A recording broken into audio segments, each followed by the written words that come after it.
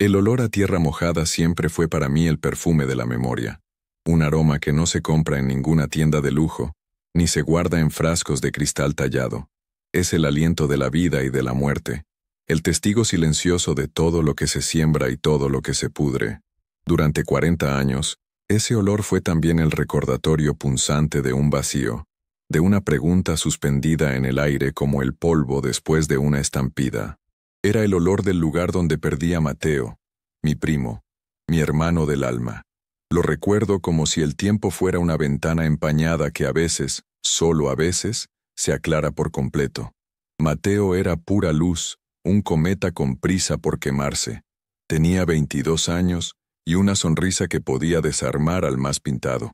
Yo, con mis 32, ya me sentía un viejo a su lado. Él veía el futuro como una carretera recién pavimentada, lista para ser devorada por el motor de un BMW último modelo, mientras que yo ya conocía los baches, las curvas peligrosas y el fastidio de las llantas ponchadas. Él soñaba con cenas en restaurantes de Polanco y trajes a la medida. Yo me conformaba con que la cosecha de aguacate saliera buena y que mi vieja no se quejara de mis ronquidos. Éramos de Morelia, de pura cepa. Crecimos correteando por la calzada Fray Antonio de San Miguel, robando guayabas de los árboles del bosque Cuauhtémoc y sintiéndonos dueños del mundo desde el mirador de Santa María. Nuestra abuela, una mujer de rebozo y manos firmes, nos contaba historias de la ciudad, de sus túneles secretos que, según ella, conectaban las iglesias y los conventos. Son las venas de Morelia, decía, por donde corrió la fe y también la sangre de los cristeros. Para nosotros, eran solo cuentos para no dormir, fantasías que alimentaban nuestros juegos. Nunca imaginé que uno de esos túneles se tragaría la vida de mi primo. La última vez que lo vi fue un martes de octubre. El cielo estaba panza de burro, pesado, anunciando uno de esos aguaceros que lavan el alma de la cantera rosa. Mateo llegó a la huerta en su Volkswagen destartalado, pero con el espíritu de quien conduce un Ferrari. Sus ojos brillaban con una intensidad que casi dolía. «Primo, Santiago, tengo noticias que te van a volar la cabeza», gritó mientras bajaba del coche, agitando un portafolio de piel que se veía demasiado caro para el resto de su atuendo. A ver, cálmate, chamaco. Ahora que mosca te picó, ¿ya te sacaste la lotería o qué?», le respondí limpiándome el sudor de la frente con el dorso de la mano. «Mejor que eso, primo, mucho mejor. ¿Te acuerdas de don Ricardo Vargas?». Claro que me acordaba. Un empresario de la capital que había venido a invertir en la región, un tipo de sonrisa fácil, traje impecable y un reloj que costaba más que toda mi cosecha de un año. Se movía con la seguridad de quien sabe que el dinero es la única llave que abre todas las puertas. Mateo lo había conocido en una feria agrícola, donde mi primo presentaba un pequeño proyecto de riego por goteo que había diseñado. Vargas, al parecer, había quedado impresionado con su ingenio y su labia. «Sí, me acuerdo». «¿Qué con él?», pregunté con una desconfianza que no pude ocultar. «Me ofreció un negocio, Santiago, un negocio grande. Dice que tengo talento para los números y las ideas. Vamos a desarrollar un proyecto inmobiliario cerca del lago de Pátzcuaro, un complejo turístico de lujo. Vamos a hacernos de oro, primo». «¿De oro?». Su entusiasmo era contagioso, pero algo en mi interior, esa voz vieja y sabia que a menudo ignoramos, me susurró una advertencia. «Ten cuidado, Mateo. Esa gente no juega en nuestra liga. Para ellos la lana no tiene amigos, solo intereses». Él se rió, una carcajada limpia y sonora que espantó a los tordos. «No te preocupes, primo. Sé lo que hago. Don Ricardo confía en mí. Esta noche cerramos el trato. Me va a dar el adelanto para empezar a mover los permisos. Nos vamos a ver en un lugar discreto. Él es muy cuidadoso con sus asuntos». «¿Discreto? ¿Dónde?», insistí. Mateo dudó un segundo como si estuviera decidiendo si debía compartir un secreto de estado. «En la entrada del viejo túnel del acueducto, el que pasa por debajo de la loma de Santa María. Dice que es un lugar tranquilo, que nadie nos molestará». El corazón me dio un vuelco. «¿En el túnel? ¿Estás loco? Ese lugar es peligroso. Está abandonado desde hace décadas. ¿Por qué ahí? Es parte del encanto, Santiago. Don Ricardo es un tipo excéntrico. Le gustan los lugares con historia. Además, es solo para entregarme unos papeles y el dinero. A las 9 en punto. Mañana mismo te invito a comer al mejor lugar de Morelia para celebrar. Me dio un abrazo fuerte, de esos que te reacomodan los huesos y el alma. Olía a jabón barato y a sueños caros. Lo vi subirse a su bocho, el motor tosiendo antes de arrancar. Lo vi alejarse por el camino de terracería, levantando una nube de polvo que tardó en asentarse. Fue la última vez. Esa noche, el cielo se rompió.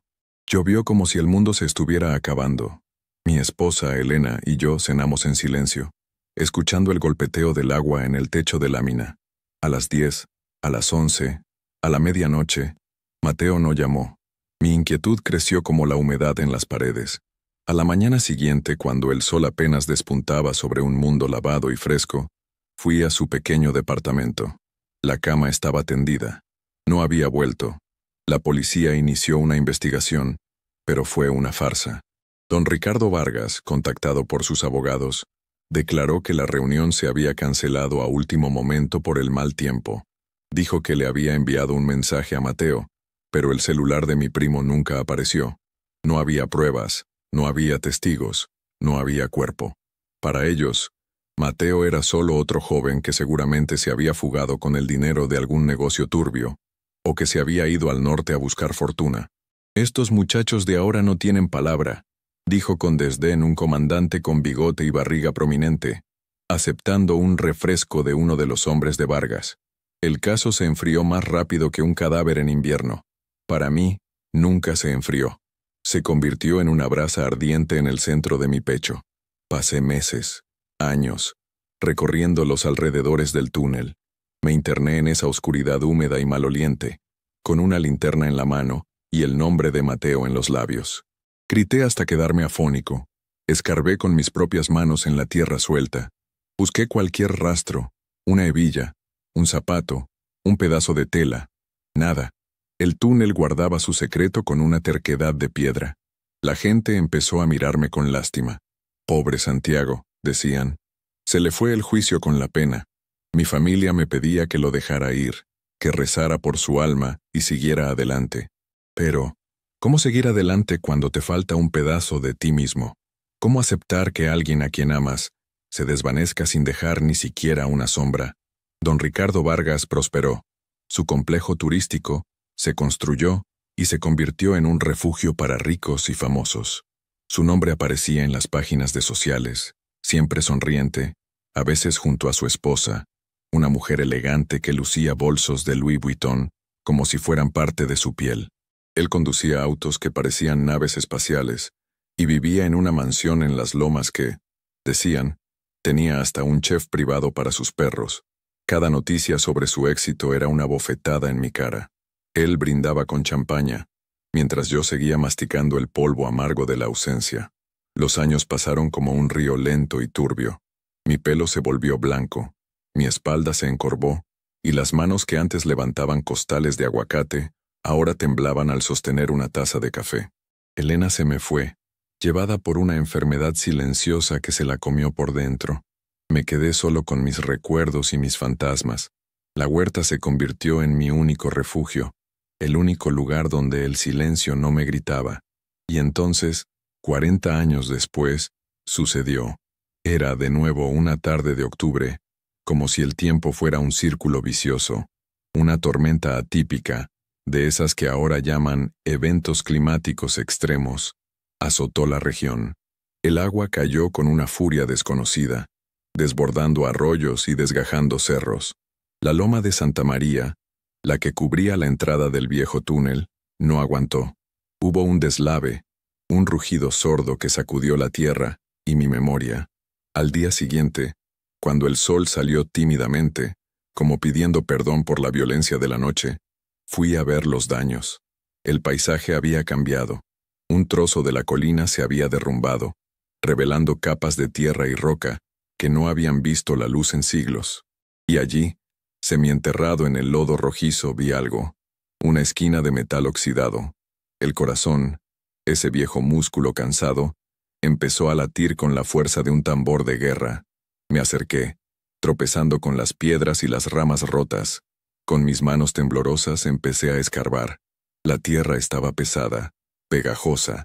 Era la misma tierra que había maldecido durante décadas, pero esta vez era diferente. Esta vez me estaba entregando algo. Poco a poco, liberé el objeto.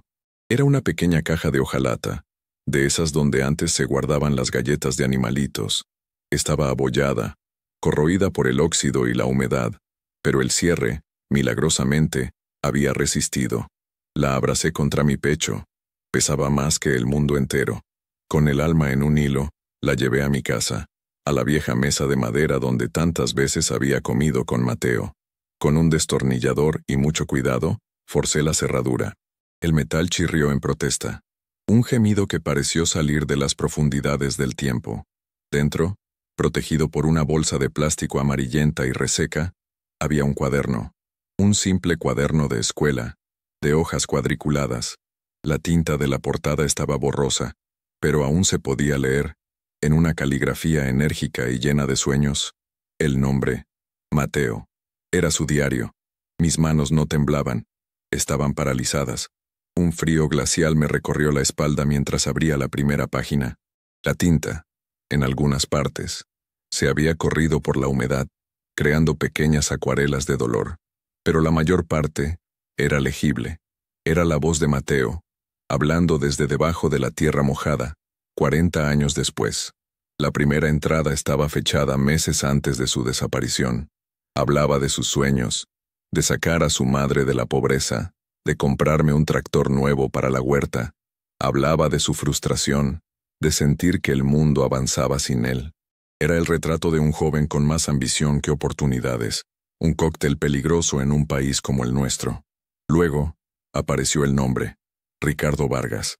Al principio, las palabras que le dedicaba eran de admiración, casi de idolatría. Lo describía como un mentor, un titán de los negocios que había visto en él un diamante en bruto. Hoy comí con don Ricardo en un restaurante en Polanco, leí en una entrada. Nunca en mi vida había visto un lugar así. La cuenta fue más de lo que gano en 3 meses.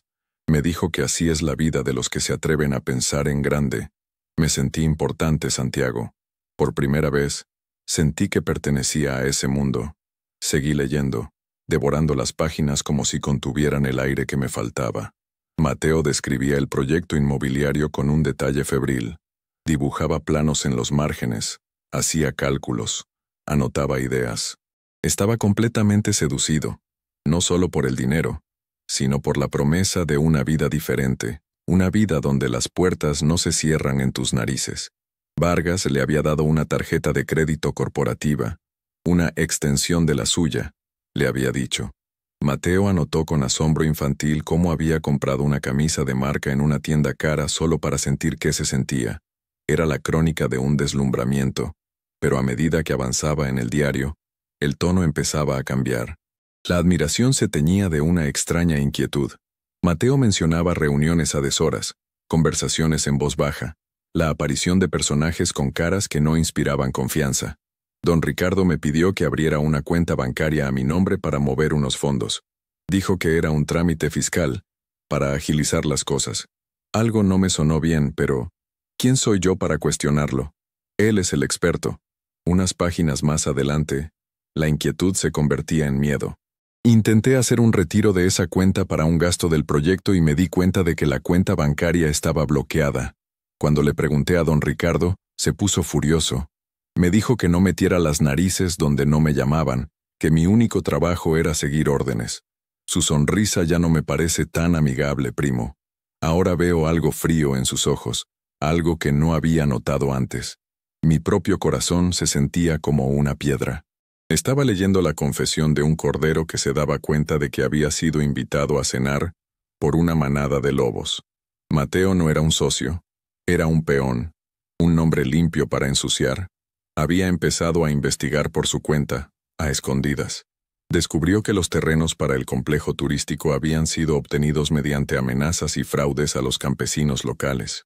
Descubrió que el dinero que pasaba por sus manos tenía un origen turbio, relacionado con políticos corruptos y negocios que era mejor no nombrar. El diario se convirtió en un thriller, en la bitácora de un hombre atrapado. Mateo entendió que sabía demasiado. Salirse ya no era una opción. Creo que me están vigilando, escribió en una de las últimas páginas. El otro día, una camioneta sin placas me siguió desde la oficina hasta mi casa. Don Ricardo me llamó para recordarme la importancia de la lealtad. No fue un recordatorio, fue una amenaza. Tengo miedo, Santiago. Por primera vez en mi vida, tengo un miedo que me paraliza. Entonces, llegó la última entrada. La caligrafía era casi ilegible, temblorosa, escrita a toda prisa. Estaba fechada el mismo día de su desaparición. Santiago, si estás leyendo esto, es porque algo me pasó. Ya no confío en nadie. Vargas sabe que sé la verdad. Descubrí que todo el proyecto es una fachada para lavar una fortuna. Tengo los documentos que lo prueban, los originales. Hice copias y las escondí. Él no lo sabe. Me citó esta noche en el túnel. Dice que es para darme el adelanto y celebrar el inicio de la construcción. Es una trampa. Lo sé, pero tengo que ir. Voy a llevar una grabadora. Si logro que confiese, si logro sacarle algo, con eso y los documentos, podemos hundirlo. Es mi única salida. Si no salgo de esa, busca esta caja. La enterraré cerca de la entrada bajo el pirul viejo. No dejes que se salga con la suya, primo. Haz justicia por mí. Cuídate mucho. Te quiero, hermano. Cerré el cuaderno. El silencio en mi pequeña casa era absoluto, sagrado. Las lágrimas que no había llorado en 40 años brotaron como un manantial amargo. No eran lágrimas de tristeza, sino de rabia, de una claridad dolorosa. Ya no había un vacío. Había una certeza.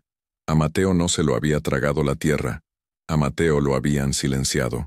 Y su última voluntad, su último encargo, resonaba en mis oídos como una campana de iglesia. No dejes que se salga con la suya. Yo era un viejo de 72 años, un agricultor con las manos agrietadas y el corazón remendado. ¿Qué podía hacer yo contra un hombre como Ricardo Vargas? Un monstruo con piel de cordero y tentáculos en cada esfera del poder. Miré mis manos. Temblaban, sí, pero no de debilidad. Temblaban con la energía de una misión. Napoleon Hill, un autor que a Mateo le gustaba leer, decía que cualquier idea, plan o propósito puede ser colocado en la mente a través de la repetición del pensamiento. Durante 40 años, mi pensamiento repetido había sido uno: encontrar la verdad. Ahora la tenía. El siguiente paso era convertirla en justicia. El plan comenzó a formarse en mi mente, no como un relámpago, sino como el lento amanecer. No tenía dinero, no tenía poder, no tenía influencias, pero tenía algo que Vargas había perdido hacía mucho tiempo: una conciencia limpia y un propósito inquebrantable. Y tenía el diario de Mateo, tenía su voz. Mi primer paso fue la paciencia. Sabía que un ataque frontal sería un suicidio. Vargas me aplastaría como a una cucaracha y enterraría la historia junto con mi cuerpo. Tenía que ser más inteligente. Tenía que pensar como un viejo. Usar la astucia que solo dan los años. Durante las siguientes semanas, me dediqué a transcribir el diario. Cada palabra, cada coma. Lo leí y lo releí hasta que las palabras de Mateo se convirtieron en mis propios pensamientos. Fotografié cada página con el celular que mi nieta me había enseñado a usar. Creé copias digitales y las guardé en múltiples lugares, en la nube, en memorias USB que escondí por toda la casa. El diario original lo guardé en una caja de seguridad en el banco del pueblo. Ese cuaderno era mi única arma, y no podía permitirme perderla. Luego empecé a investigar a Ricardo Vargas, pero no a lo tonto. Lo hice con la meticulosidad de quien poda un rosal, rama por rama. Usé el Internet de la biblioteca pública. Aprendí a navegar por registros de propiedad, actas constitutivas de empresas, notas de prensa viejas. Descubrí que el imperio de Vargas era un laberinto de compañías fantasma y prestanombres.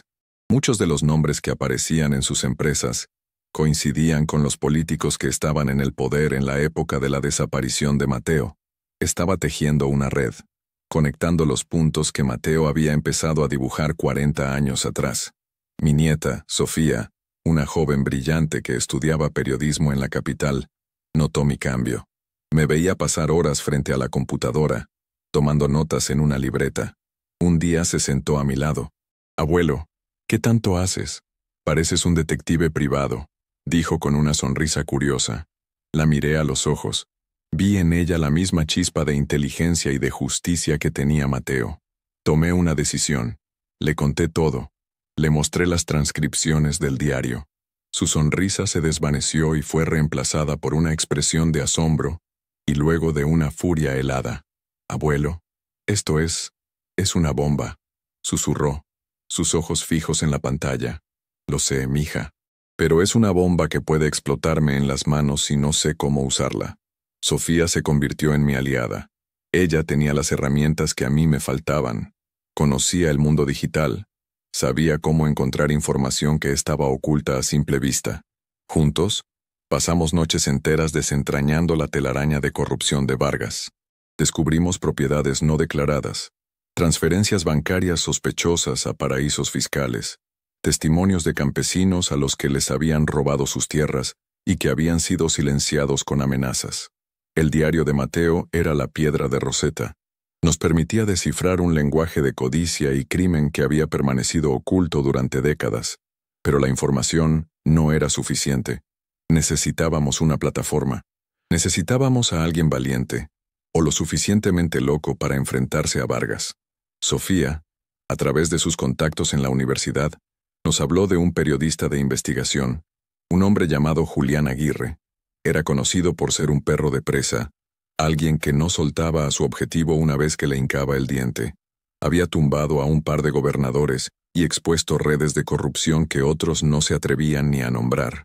También era un hombre marcado, que vivía con la cautela de quien sabe que tiene enemigos poderosos.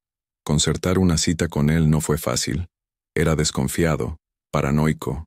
Después de varias semanas de insistencia por parte de Sofía, accedió a vernos. Nos citó en un café anónimo en el centro de la Ciudad de México, un lugar ruidoso y lleno de gente, donde una conversación privada podía perderse en el murmullo general. Julián Aguirre era un hombre de unos 50 años, de mirada cansada pero increíblemente penetrante. Nos estudió en silencio mientras Sofía le explicaba el motivo de nuestra visita. Yo permanecí callado, sosteniendo mi viejo sombrero entre las manos. Cuando Sofía terminó, Aguirre me miró fijamente. Señor, Santiago, ¿verdad? Es una historia increíble, pero también es una historia de hace 40 años. Sin un cuerpo, con el único testimonio de un diario encontrado de forma fortuita, legalmente, esto es muy débil. Vargas lo destrozaría en los tribunales. No he venido a buscar justicia en los tribunales, señor Aguirre. Respondí con una calma que me sorprendió a mí mismo. Los tribunales están a la venta como todo lo demás. He venido a buscar la verdad. Y la verdad, una vez que sale a la luz, tiene su propia forma de hacer justicia. Saqué una de las copias del diario y se la deslicé sobre la mesa. Lea esto. Escuche la voz de mi primo. Luego, mire la investigación que mi nieta y yo hemos reunido. Los nombres, las fechas, las transferencias, todo coincide. Mateo no solo fue asesinado, fue la primera piedra de un imperio construido sobre el lodo y la sangre. Aguirre tomó el legajo. Sus ojos, acostumbrados a leer la mentira en los rostros de los poderosos, recorrieron las primeras páginas. Vi cómo su expresión cambiaba. El escepticismo profesional dio paso a un interés genuino. Levantó la vista. Necesitaré tiempo para verificar todo esto, dijo, pero su tono ya era diferente. Y si es cierto, si la mitad de esto es cierto, Ricardo Vargas va a desear no haber nacido. Dejé la Ciudad de México con una sensación extraña, una mezcla de esperanza y de un miedo profundo. Había puesto en marcha una maquinaria que ya no podía detener. Había puesto en peligro no solo mi vida, sino también la de mi nieta. Esa noche, en la soledad de mi casa, me arrodillé por primera vez en muchos años. No recé con palabras, sino con un sentimiento. Una súplica silenciosa al universo, a Dios, a Elena, a quien quiera que estuviera escuchando. Le pedí fuerza, no para mí, sino para soportar lo que viniera. Le pedí protección para Sofía, y le pedí perdón a Mateo, por haber tardado tanto. Las siguientes semanas fueron una tortura silenciosa. Julián Aguirre y su pequeño equipo trabajaban en secreto. La comunicación era mínima, a través de mensajes encriptados que Sofía me ayudaba a leer. Cada día esperaba ver el rostro de Vargas en las noticias, pero nada sucedía. El silencio era ensordecedor. Empecé a dudar. Quizás Aguirre se había echado para atrás. Quizás Vargas lo había comprado o amenazado. La paranoia es una sombra que se alimenta de la incertidumbre. Fue Sofía quien me mantuvo firme. Confía, abuelo. El periodismo de investigación es como la agricultura. Primero preparas la tierra, luego siembras, y tienes que esperar a que la semilla germine bajo tierra. No se ve nada, pero algo está creciendo. Sus palabras, tan sencillas y tan sabias, me dieron paz. Ella tenía razón. Yo, mejor que nadie, sabía lo que era esperar. Había esperado 40 años. Podía esperar un poco más. Mientras esperábamos, me concentré en los detalles. Recordé una frase en el diario de Mateo.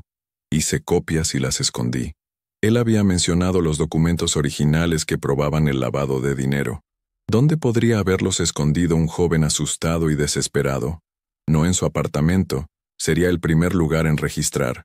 No en mi casa. No querría ponerme en peligro. Tenía que ser un lugar personal. Un lugar que solo nosotros dos conociéramos. Mi mente viajó al pasado, a nuestra infancia, a los lugares secretos, a los códigos que inventábamos, y entonces, como un relámpago, lo recordé, la vieja cripta de nuestros bisabuelos en el panteón municipal. Cuando éramos niños, descubrimos que una de las losas de mármol estaba suelta. Era nuestro buzón secreto, donde nos dejábamos mensajes, canicas, estampas. Nadie más sabía de ese lugar. Mi corazón latía desbocado. ¿Sería posible? Después de tanto tiempo, al día siguiente, con el pretexto de llevar flores a la tumba de Elena, fui al panteón. El lugar estaba igual de silencioso y melancólico que siempre. Localicé la cripta de los bisabuelos, cubierta de musgo y olvido. Con un esfuerzo que me dejó sin aliento, logré mover la losa suelta. Metí la mano en el hueco oscuro y frío. Mis dedos tocaron algo. No era piedra. Era un paquete envuelto en hule grueso y sellado con cinta. Lo saqué a la luz. Mis manos temblaban tanto que apenas podía sostenerlo. Con mi navaja de campo, corté las capas de plástico. Dentro había una carpeta de cartón. Y dentro de la carpeta estaban los documentos. Estados de cuenta, actas notariales falsificadas, contratos con firmas de personas que no existían, la prueba irrefutable del fraude original, el pecado sobre el que Ricardo Vargas había construido su iglesia de dinero y poder. Mateo, en su último acto de valentía, me había dejado el mapa completo del tesoro del diablo. Justo en ese momento, mi celular vibró. Era un mensaje de Sofía. Solo 2 palabras. Es hoy. Corrí a mi casa. Encendí el viejo televisor y sintonicé el canal de noticias por internet que dirigía Julián Aguirre. A las 7 en punto de la tarde, su rostro apareció en la pantalla. Se le veía serio, solemne. Buenas noches, comenzó. Lo que vamos a presentarles a continuación es una historia que ha estado enterrada durante 40 años. Es la historia de un joven soñador llamado Mateo, y de cómo su vida fue sacrificada para cimentar la fortuna de uno de los hombres más poderosos de este país, el empresario Ricardo Vargas. Y entonces, la bomba estalló. Durante la siguiente hora, Aguirre desgranó la historia, pieza por pieza. Mostró fotografías de un Mateo joven y sonriente. Mostró páginas del diario, con la caligrafía de mi primo llenando la pantalla.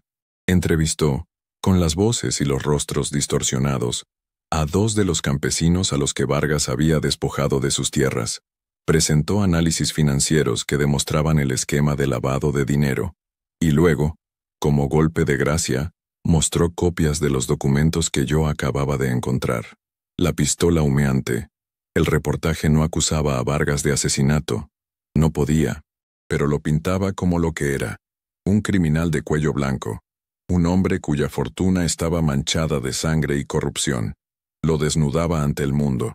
Le arrancaba la máscara de filántropo y benefactor que con tanto esmero había construido. La reacción fue inmediata. Las redes sociales explotaron. El nombre de Ricardo Vargas se convirtió en tendencia. Los noticieros de la competencia, que durante años le habían rendido pleitesía, no tuvieron más remedio que retomar la historia. Al día siguiente, La fiscalía, presionada por el escándalo mediático, anunció la apertura de una investigación por fraude, evasión fiscal y crimen organizado. Vargas intentó defenderse. Salió en una entrevista pactada, luciendo un traje carísimo y una indignación ensayada. Negó todo. Dijo que era una campaña de desprestigio orquestada por sus enemigos comerciales. Llamó al diario de Mateo una vil invención, y a mí, un viejo senil y resentido. Pero sus ojos por primera vez mostraban una fisura de pánico. El hombre que se creía intocable estaba sintiendo el frío del acero en su nuca. Y fue entonces cuando su mundo, construido sobre cimientos de arena, comenzó a derrumbarse. Sus socios empezaron a distanciarse. El banco congeló sus cuentas principales, incluyendo sus preciadas tarjetas Black. Una mañana, mientras salía de su mansión, no en un BMW, sino en un auto más discreto, fue abordado por un enjambre de reporteros. Uno de ellos le gritó: ¿Qué le pasó a Mateo? Vargas palideció. Por un instante, el millonario todopoderoso desapareció y solo quedó un hombre viejo y asustado. No hubo un juicio espectacular por asesinato. La justicia, en este país, rara vez ofrece esa clase de claridad. Pero la justicia, como me había dicho a mí mismo, tiene muchas formas. Ricardo Vargas fue finalmente arrestado por fraude fiscal. Sus propiedades fueron incautadas. Su nombre, antes sinónimo de éxito, ahora era sinónimo de vergüenza.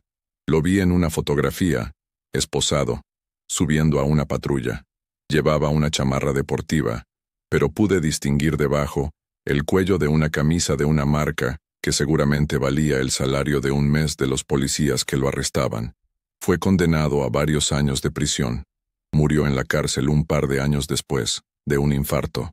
Solo, olvidado y despojado de todo lo que había robado. El día que supe de su muerte, no sentí alegría ni satisfacción. No sentí nada. El odio se había consumido, dejando solo un vasto espacio de paz. Fui al panteón y me senté junto a la cripta de mis bisabuelos. Saqué el diario de Mateo, el original, y lo sostuve entre mis manos. Lo hicimos, primo. Susurré al viento. Descansa en paz, hermano. Descansa en paz. Mi misión había terminado. La verdad había salido a la luz. El nombre de Mateo había sido limpiado. Su historia, su sacrificio, ya no estaban enterrados bajo la tierra mojada. He aprendido en mi larga vida que el tiempo no siempre lo cura todo, pero a veces, si uno tiene la paciencia y el coraje de esperar, el tiempo puede traer la verdad. Y la verdad, aunque duela, es la única cosa que puede finalmente hacernos libres. La vida, como la tierra, tiene sus ciclos. Hay tiempo de sembrar, tiempo de esperar y finalmente, tiempo de cosechar. Mi cosecha tardó 40 años, pero al final fue la más importante de mi vida. Fue una cosecha de justicia. Gracias por llegar hasta el final de esta reflexión. Si estás leyendo esto, quiero que sepas que no estás solo. Ahora, te invito a un momento de calma. Voy a compartir una oración. No importa tu religión, sino tu fe.